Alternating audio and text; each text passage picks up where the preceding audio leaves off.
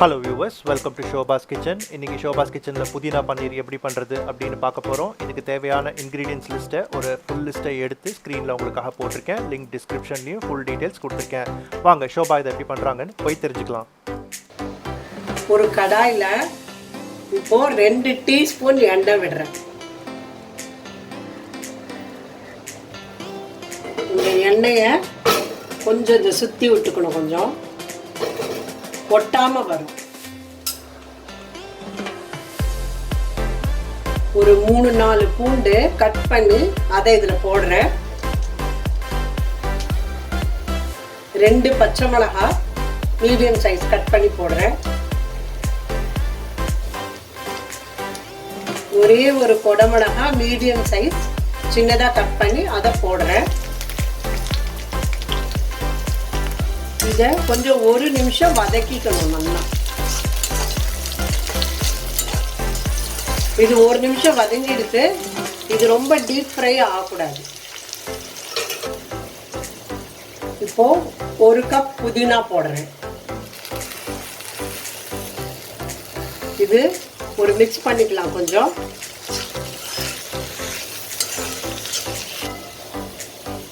இது கொஞ்சம் நல்லா மிக்ஸ் ஆயிட்டு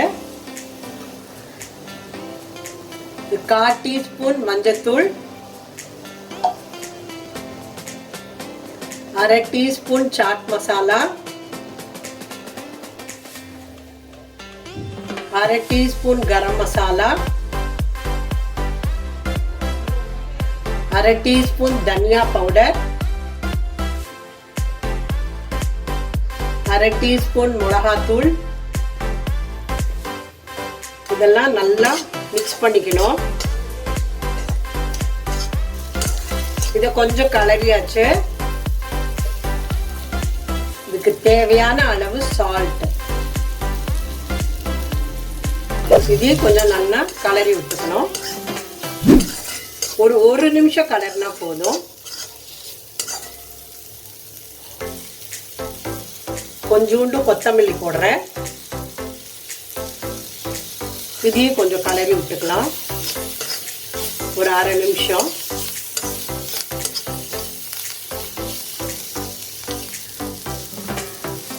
இது பன்னீர் 200 கிராம்ஸ் இது இதுல போட போறேன்.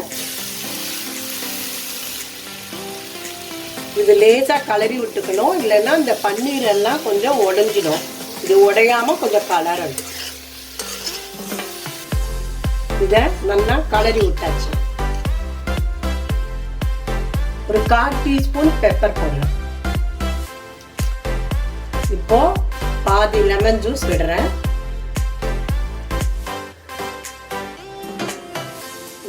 இது கொஞ்சம் கலரி ஊற்றணும்.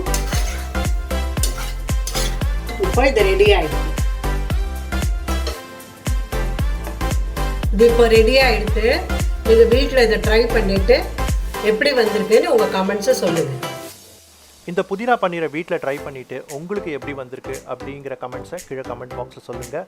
இந்த ரெசிபி உங்களுக்கு பிடிச்சிருந்ததுன்னா லைக் பண்ணுங்கள், ஃப்ரெண்ட்ஸ் அண்ட் ஃபேமிலியோட ஷேர் பண்ணுங்கள். ஷோபாஸ் கிச்சனை மறக்காமல் சப்ஸ்கிரைப் பண்ணுங்கள். இந்த வீடியோவை ஃபுல்லாக பார்த்ததுக்காக நன்றி.